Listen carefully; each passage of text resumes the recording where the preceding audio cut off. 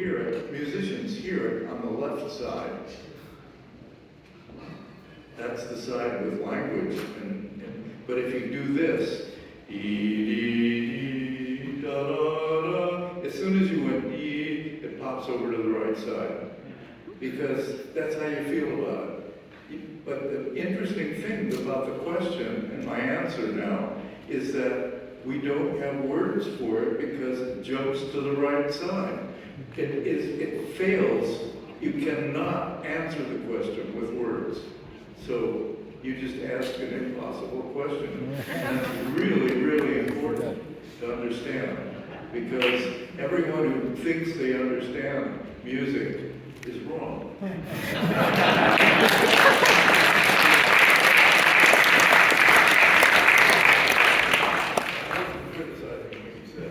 Thank you for your answer. Yeah, go to the mic. Hello? Yes. Yeah, come on up.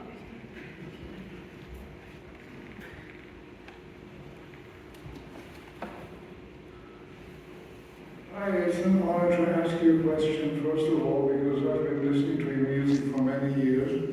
But I was wondering whether you, not having read a lot about you, just having listened to your music, whether you would say that you have just radically done your own thing, or could you point to any other composers that you think have had an influence on what you do? You can repeat it just a little bit, just the main I'll essence. just repeat it briefly. Would you say your music is strictly your own thing, or has it been influenced by other composers? He says if Do you see yourself as part of like a lineage? Pardon? Do you see yourself as part of a musical lineage with influences? Other influences, or just your own inspiration? Yes. No. No, but it's interesting because I've been wrong all my life. It's not true. You can't break the musical lineage. I thought I was going to make a new music, and you can't. It's not possible, and it's too big an answer. The reasons for that are too big to be able to explain quickly, but we have, I can say it this way. I thought music was simply a matter of culture and learning, and most of us think of it that way. We think, example,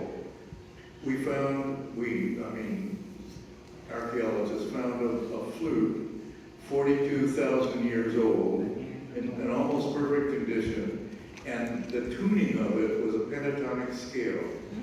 The pentatonic scale is still the most used scale in the whole world. For 42 fucking thousand years, it didn't go away. So I thought to myself, we make these instruments and we just keep repeating what we're doing. I'm going to make a new music because I'm going to make a new concept of an instrument with the development of the buffalo. And all these years I've been doing that, and now I understand better. I understand that we're locked in our brain, not with music, but from, I don't know if you know this, but frogs have perfect pitch.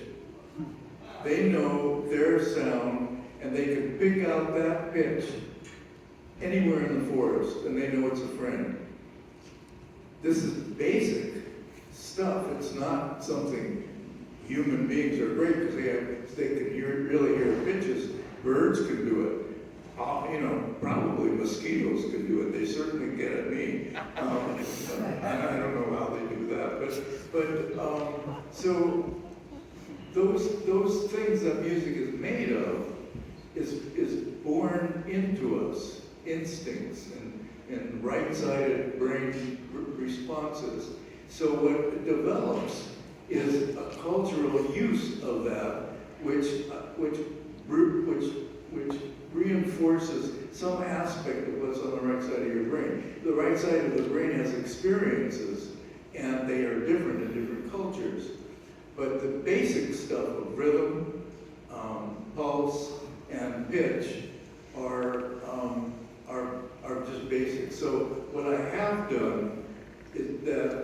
different than anyone, but it's different. It is a part of something that a lot of people have done, is try to buck that to create a new kind of music for the traditional, and that's why As I Live and Breathe becomes more, in a sense, more traditional, because I go from noise, breathing, to pitch, in, right off the bat, but they're noise based, and then speaking as a not without words, but speaking with rhythm and articulation and amplitude and accent, and then ending up with pure rhythm and pure pitch in the form of melodies. And that's the whole basis of the piece, is to answer the question. Yes, a very good question. Thank you.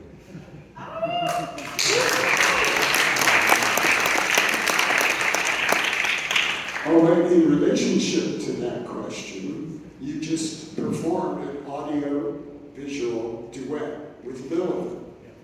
And I'm interested in the music relation that you between audio or music and the visual side that's been developed now for all these decades, starting in the 60s when you were working with light shows and all this, and now look where it's evolved to. There's a real integration. You breathe, and then there's a visual gesture that comes right after that. Right. And it's a compositional thing back and forth. Right. That's good. Thank you, Noah. When I started in the late 50s, early 60s, right from the beginning, I knew something of what I was going to be trying to do. And of course, I didn't know it until I really started doing it, but I knew what I was after. And what I was after was a music that was technological, that I won't go into, I'll try to keep it short, but it was technological, and it was to create, I felt like, this is a better way to say it, it'll be quick and easy. I felt I wanted to make a music for a composer who would become a studio artist. He would do everything in the studio, he or she. And what the composer would do in the studio is to create music with as a conductor, as the composer, as all the musicians of the orchestra, and all the instruments that they're going to be playing.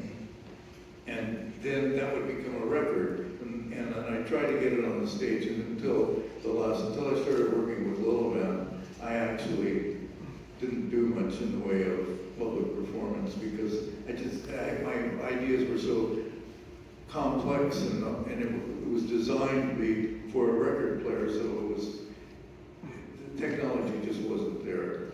And so, Well, I'm trying to get into the idea of the audio-visual yes, duet. right. So when I took it to the stage, actually I did it. I got it on the stage in the form it's in now with Lilith. But the original idea before, and I'll get to that in a second, but before that, I was working, everything I did in public, they were mostly theater pieces, but sometimes they'd have instruments and electronics. But anything that was played electronically as a solo would require that you just press buttons. You didn't do anything. And even if you play an analog synthesizer, no one can see what you're doing. If you think of the orchestra is an instrument. It was created in the early 18th century as an instrument. And all the instruments in it were the participants of a large instrument that a conductor could point. If you don't know this, you should look it up. It's a really interesting part of history. But they used all the standard instruments, and the musicians were playing on those instruments. So when you go to an orchestra concert, you actually see the conductor conducting instruments, and you see them playing. If you see a pianist, you see all the piano people in the audience sit on the side so they can see the fingers. The rest of the people are just imagining that he's really playing. But if you go on YouTube and look closely at people, great pianists, wonderful pianists who are playing Bach, Art of the Fugue or something, you see them sit there and they go,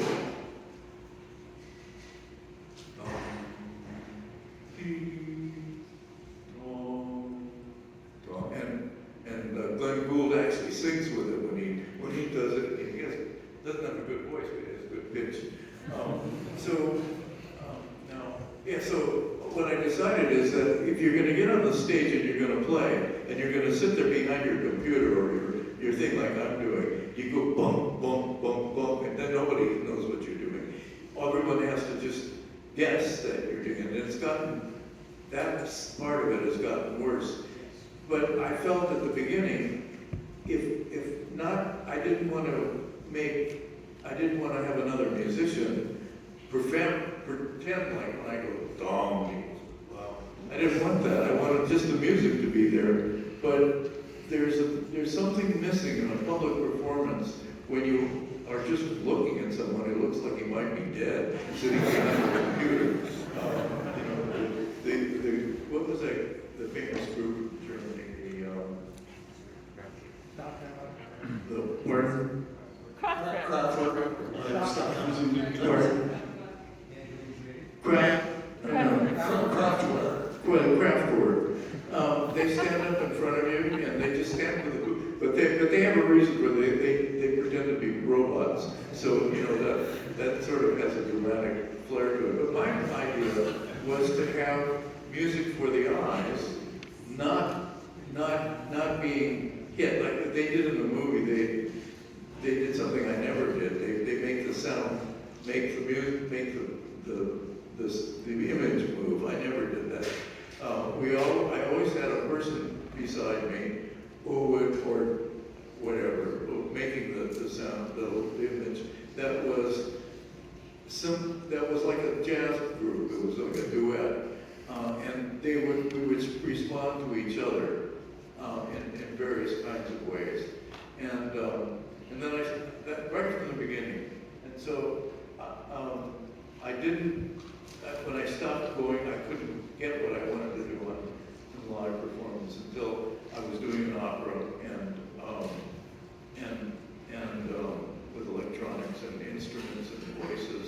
And I wanted a visual artist to be the lighting who would be using the techniques that we used all the way back, that is creating something on the spot. And so they found these people for me, a whole group of people asked exactly what I wanted for the director, for this, for that. And they found everybody and introduced me to Lilibet as one of the, he can tell you some stories also about that, but I can't keep going on with that. But so that was how we met, and it was just completely, he understood exactly what I was doing. I could understand how he responded to that. And we were asked to drum up an audience of young people. We were asked to do some concerts together, and before the premiere in Vienna. And we went to, I think it was, where was it? That was Liechtenstein. Where was it? Liechtenstein. Liechtenstein, yes. The tiniest country in the world. And they had a wonderful modern art museum, and they had us play. Well, I didn't know what I could play. I mean, I hadn't played anything in public for maybe 20 years. And Bugla had just finished his newest 200E, which was the instrument that had partial electronics in it. And it was a wonderful instrument. And he wanted me to take it, and I said, no, I don't want to carry things around with me. I'm happy what I'm doing now. And so when they told us to do this, I flew out to San Francisco and I said, well, to Berkeley, and I said, Don, I need it now. So he gave it to me, showed me a couple of things, and I took it back home and I patched it and twiddled with it a little bit and took it. So our first concert, I played, but I didn't use that. I didn't use the instrument. It just sat there with the lights going, and we played. I used to use what I was using digital stuff, and at the after it was done, the audience kept applauding, and I kept saying, "Why are they continuing to applaud?" And the little band said they want an encore. I said, "An encore? I never did an encore. What is an encore?" And so I looked over at the book club and I said, "Yeah, let's do it." So I went over to the book club. I hadn't actually used it yet, and I had a patch. I knew it made sound, but I hadn't actually done anything musically with it. And so we went, and it was a real improvisation because neither of us knew what we were doing. I would do something low, and it was so much fun. I think we did two encores. And it was the most fun I had done in a long time. And that was the moment. That was what, 12 years ago? Yeah, 12 years. Pardon? That's right, 12 years. 2010. What did he say? 12 years. Yeah. 2010. Yeah. So that's when I got back. And that's why some of the stuff you see in it was new. This whole experience of playing in public again was all new at the end of my life. So that was all true. Because you're both using instruments. I mean, you're using the computer and the analog instruments together to make your sounds. He's like a visual. All the sounds are from all the electronic sounds of my voice are from the Buchla, but some of them are from the 200E that I performed to create the music that for the musician that I'm going to be playing with, right? And it's really complicated. It's a really complicated thing. And I use some of them live. All the rhythmic stuff and everything is all live, but they have digital plugins for one of Google's oscillators, which I helped. I tested for them. It's really incredibly. You can't tell the difference between one and the other. So, and the nice thing about, if I had to do a concert with analog equipment to do anything like I did tonight, you'd have to have a whole stage full of stuff. But in the computer, and you can't afford it, and you can't play it because you have to run back and forth, which is another story I can't tell you now. And but what's interesting about it, what's really nifty about it, is that once you get the plug-in, I'm using 8 or 9 oscillators just by copying and pasting, and it doesn't take any room at all. So we really are moving, and I think the possibilities of the future are really, they've always been there, but they're really approaching fast. And it's going to be whether people want to do this or not is another thing. But if they want to do it, they're going to have to get off of just turning on an application, a plug-in or whatever it is, and just taking it for what it is. You're going to have to mold them and bring them into your own life, and then you can do things that other people aren't doing that you're just doing yourself. But one way or the other, it's really changing fast. Oh, I just wanted to drift away. That's very good. Is there anyone before we conclude that has any more questions for? Yes, hi. Hey, Mort. What about that piece that you were working on with Joan in the film, where you were recording those little fragments of speech? Did you ever finish that, or are you still working on that? Say that again. The piece that you were working on in the film with Joan, where the two of you were recording little fragments of speech. Did you ever do something with that? Did you ever complete that?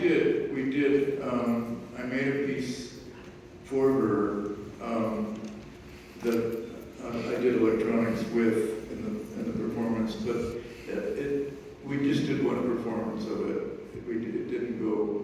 It didn't become part of anything. Partly because I think it was important that we not join we had sort of come together as a pair in public, and I think it was important that she and I had separate directions. But I say that at the same time we are now actually we're doing it again now with what do they call the big ear or the Big ears, yeah. no, not the Big Ear Festival. The group they have ears in the name of the group anyway. It's a choral group. But no, that didn't go anywhere. It ended up in a piece, but the piece I almost forgot about. You just reminded me of it. There was a mention of it in the film, and now you were developing the dynamic with the recording that we just viewed. Is that what you were asking? Yes. Oh, that was different. I'm sorry, I missed that. Oh, it's okay. There was something else. Oh, what we were talking about there was crowds and power. It turned into a piece, and her voice is in it, and in various ways, and she's the star of crowds and power. She's it's pretty dynamic, but very, very hard to produce. It's been done, I think, just along Lincoln Center. I can't remember if we did it. Did we do it anywhere else? Yeah, in Red Cat. Pardon? In Red Cat Red in Cat. LA. Yeah, at the Red Cat Theater in Oh, LA. we did it at Red Cat. Yes. We also did it at Dartmouth. Yeah, we toured it.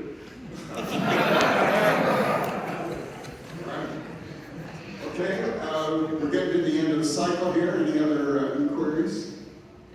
Can I do one? Yeah, come on out. All right. Maybe take off the mask. All right, let's try this. Did you ever worry about the taste or the patience of your audience? Like, they're not going to stay for this, or they're not going to like this at all? I'm sorry, I was something about the audience. Yeah. Did you ever worry about the taste or the patience of your audience?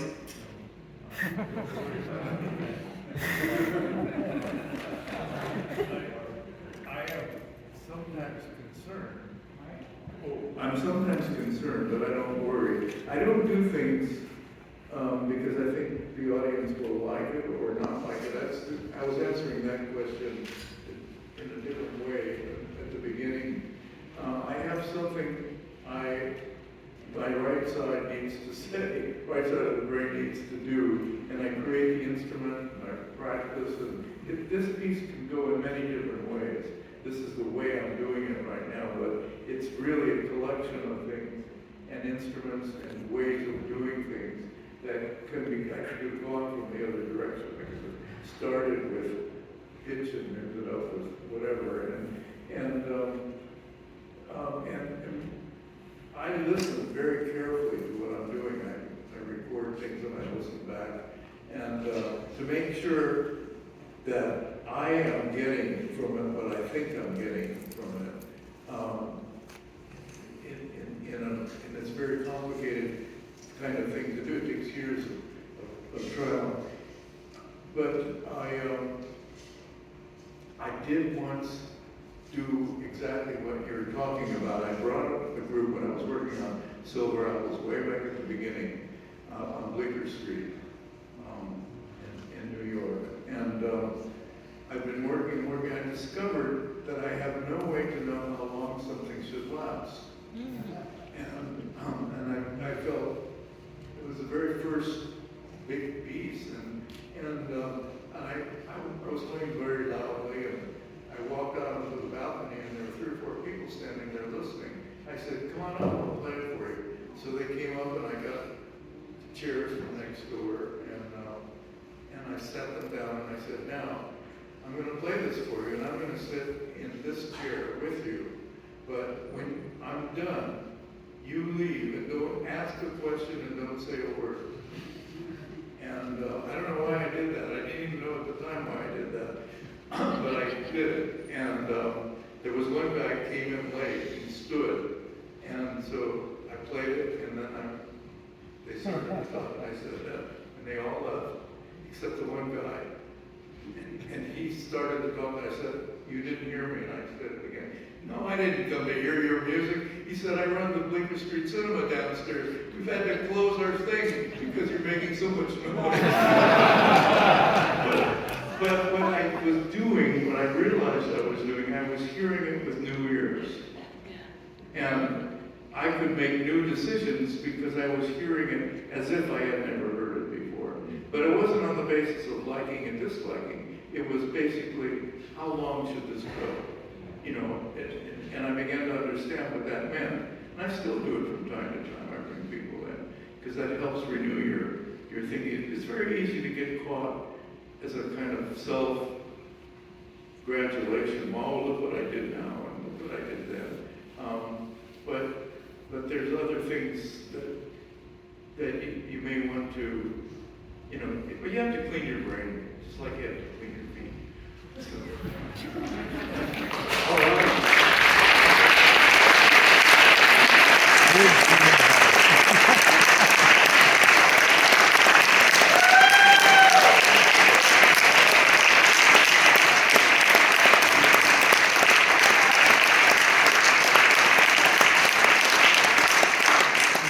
So on that note, we will conclude the evening and keep your eyes and ears open for more works that will be presented here, but we really